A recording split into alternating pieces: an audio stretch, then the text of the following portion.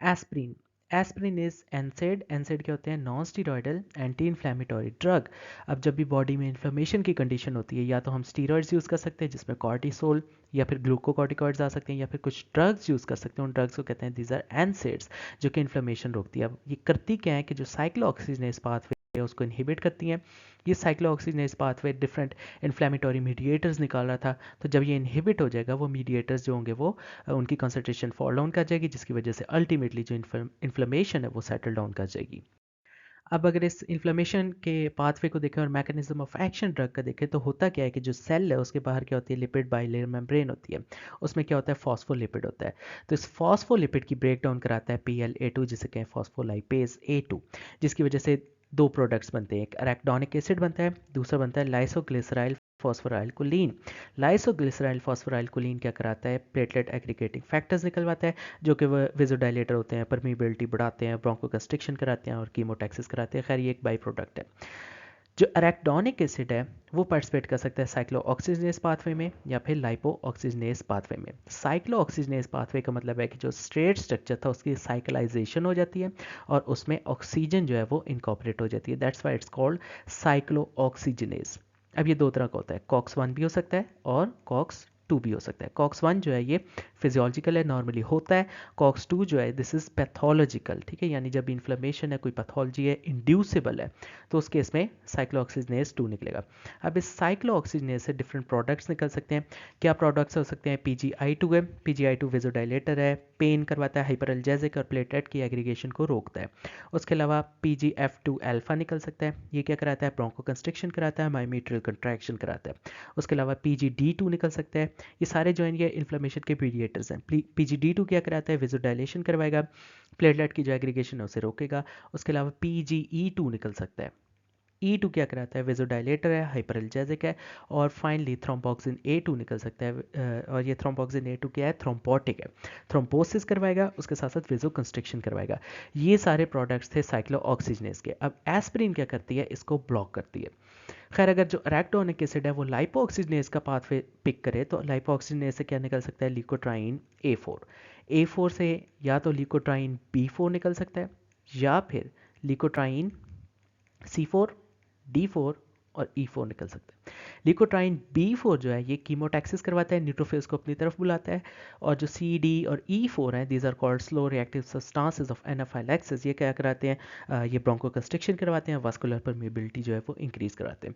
अब जो एस्पिरिन है वो क्या करती है? साइक्लोऑक्सीजनेस पाथवे को ब्लॉक कर देती है, ठीक है, और इसे हम कहते हैं this is irreversible non selective cyclooxygenase inhibitor.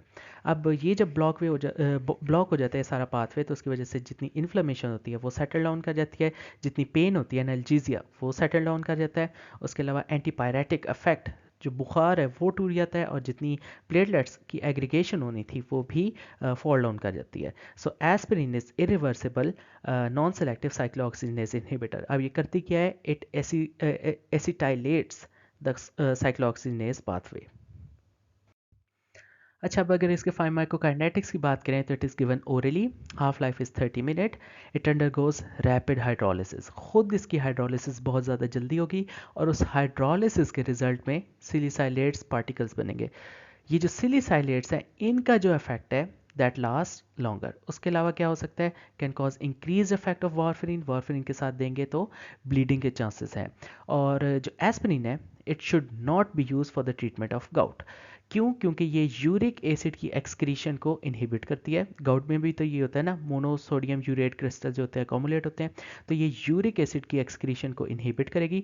दूसरा क्या करेगी? It interferes with the action of uricosuric agents, ऐसी ड्रग्स जो कि यूरिक एसिड की एक्सक्रीशन करवाती हैं, जिसमें सल्फिन पायराजोल आ सकता है, प्रोबैन एसिड आ सकता है, तो ये उनके साथ इंटरफेयर करेगी। क्लिनिकल यूज़ की बात करें तो इट इज़ एंटी थ्रोम्बोटिक, ठीक है, यानी जो MI के पेशेंट्स, हार्ट अटैक के पेशेंट्स होते हैं उसमें हम एस्पिरिन देते हैं, एंटी इन्फ्लेमेटरी एक्शन होता है इनका, लेकिन इस काम के लिए हम बाकी एनसेड्स को ना प्रेफर करेंगे। उसके अलावा एनाल्जेसिया को, पेन को डील करने के लिए भी हम एस्पिरिन यूज़ कर सकते हैं, लेकिन स्टिल जो बाकी एनसेड्स हैं उन्हें हम प्रेफर करेंगे, क्योंकि एस्पिरिन जो है वो इरिवर्सिबली एसिटाइलेट कर देती है साइक्लोऑक्सीजनेस पाथवे को। टॉक्सिसिटी या साइड इफ़ेक्ट्स, जीआई डिस्टर्बेंसेस क्यों? क्योंकि अब जितने प्रोस्टाग्लैंडिन्स हैं उनकी प्रोडक्शन जो होगी है वो बंद होगी। इन प्रोस्टाग्लैंडिन ने क्या करना था कि स्टमक के अंदर जो म्यूकस की कोटिंग थी उसको मेंटेन करनी थी, जिसकी वजह से अब जीआई डिस्टर्बेंसेस होंगे, गैस्ट्रिक ब्लीडिंग, और एस्पिरिन की वजह से सिलिसाइलिज्म होगा, विच इज टिनाइटस, कानों में शोर होता है, ठीक है, रिंगिंग साउंड होती है, वर्टाइगो और हेयरिंग लॉस। उसके अलावा एलर्जिक रिएक्शंस हो सकते हैं, रीनल टॉक्सिसिटी, और इसके अलावा रेज सिंड्रोम। रेज सिंड्रोम क्या होता है? जब भी कोई छोटा बच्चा होता है उसको वायरल इन्फेक्शन होती है और हम उसको ऊपर से एस्पिरिन दे देते हैं, तो उसकी वजह से क्या होता है? लिवर डिसऑर्डर हो जाता है, उसका लिवर फारिग हो जाता है और एनसेफलोपैथी होती है। This is called Reye's syndrome. Other similar drugs, अब इस एस्पिरिन से मिलती जुलती और कौन सी ड्रग्स हैं जो साइक्लोऑक्सीजनेस पाथवे को ब्लॉक करती हैं? सबसे पहले तो है aspirin. This aspirin is irreversible non selective cyclooxygenase inhibitor, यानी नॉन सेलेक्टिव का मतलब साइक्लोऑक्सीजनेस 1 और 2 दोनों को ब्लॉक करेगी। उसके अलावा कुछ और ड्रग्स हैं, diclofenac sodium, diclofenac potassium, ibuprofen, indomethacin, naproxen, ketorolac, piroxicam और अदर सिलिसाइलेट्स। ये क्या है? These are reversible non selective cyclooxygenase inhibitors. Non selective का मतलब ये साइक्लोऑक्सीजनेस 1 और 2 दोनों को ब्लॉक करेंगे। आप अगर कुछ एनसेड्स के ग्रुप्स देखें तो उनमें क्या क्या ग्रुप्स हो सकते हैं? एस्पिरिन में सिलिसाइलिक एसिड होता है, नेप्रोक्सिन, इब्रूप्रोफेन, कीटोप्रोफेन, ऑक्साप्रोजिन और उसके अलावा फ्लोब्रिप्रोफेन, इनके अंदर जो ग्रुप होंगे this is going to be propionic acid. उसके अलावा मेफिनामिक एसिड, इसके अंदर एंथ्रानैलिनिक एसिड होता है। अराइल एसिटिक एसिड डिक्लोफेनिक के अंदर होगा, डिक्लोफेनिक सोडियम, डिक्लोफेनिक पोटाशियम। उसके अलावा सिक्लोफेनिक, इन दोनों के अंदर क्या होगा? Aryl acetic acid. कुछ ड्रग्स हैं उनके अंदर ऑक्सीकैम आता है, जैसे पायरोक्सिकैम, मेलॉक्सिकैम, टिनॉक्सिकैम, इनके अंदर जो ग्रुप होगा that is going to be oxicam group.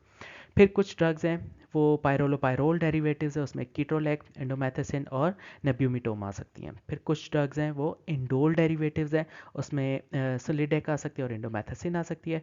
फिर फाइनली कुछ ड्रग्स जो हैं दीज आर पायराजोलोन डेरिवेटिव्स, उसमें फिनाइल ब्यूटाजोन और ऑक्सीफिनाइल ब्यूटाजोन आ सकती हैं। और कुछ ड्रग्स हैं उनके एंड में कॉक्सिब आता है, सैलिकॉक्सिब, रोफिकॉक्सिब, वेल्डिकॉक्सिब, एटेरिकॉक्सिब, पेरिकॉक्सिब और देन फाइनली मेलॉक्सिकैम। ये जितनी भी ड्रग्स हैं these are COX 2 selective inhibitors. ये सिंपली कॉक्स 2 पाथवे को ब्लॉक करेंगी, कॉक्स 1 को नहीं छेड़ेंगी, and this is more responsible for pathological inflammation. और क्योंकि ये रीनल में होता है तो इन ड्रग्स की वजह से रीनल टॉक्सिसिटी भी हो सकती है।